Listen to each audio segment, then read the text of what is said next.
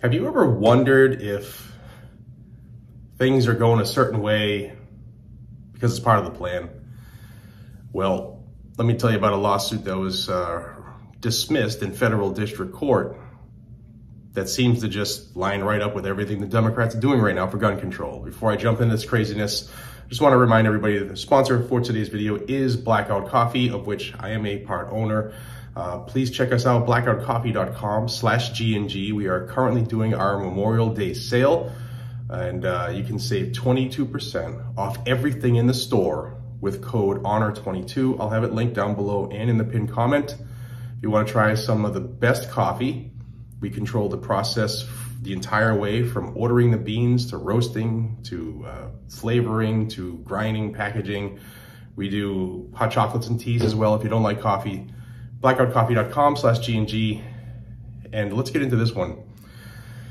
So if you have been a member of the channel for a while, you'll remember that last July I told you that then Governor Andrew Cuomo of New York signed a bill into law, which was called the Public Nuisance Liability Law for gun manufacturers. And what that did was it allowed civilians, just regular private parties, to sue gun manufacturers because of the actions of a criminal. What do I mean?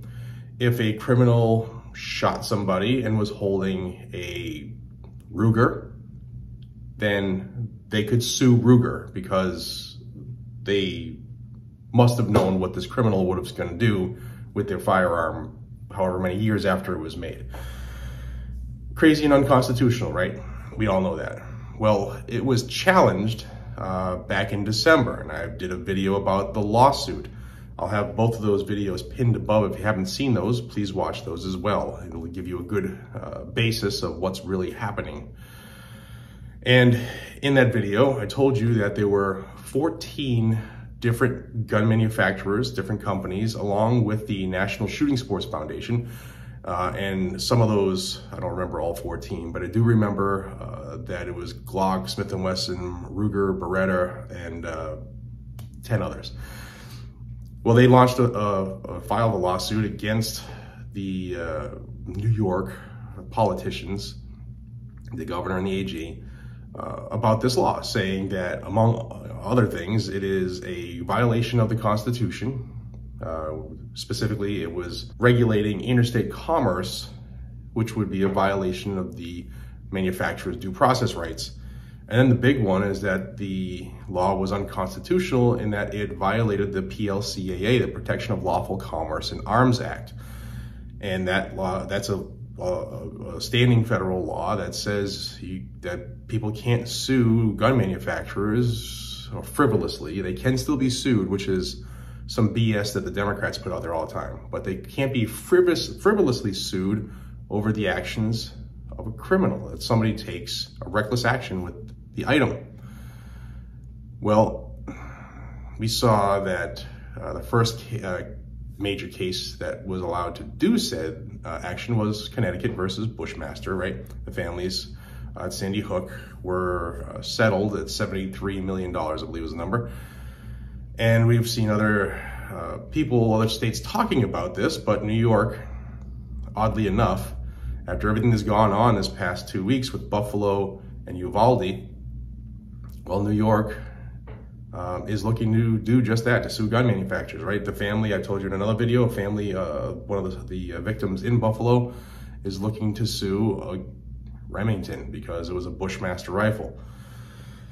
So that lawsuit was challenging that law, and a ruling came out this week while we were here at the NRA annual meetings in the midst of all of the fervor and the protests and the politicians calling for restructuring the Constitution of the United States because a couple idiots did some stupid things, and we must change the way the country's structured to stop a couple mad people from doing evil things.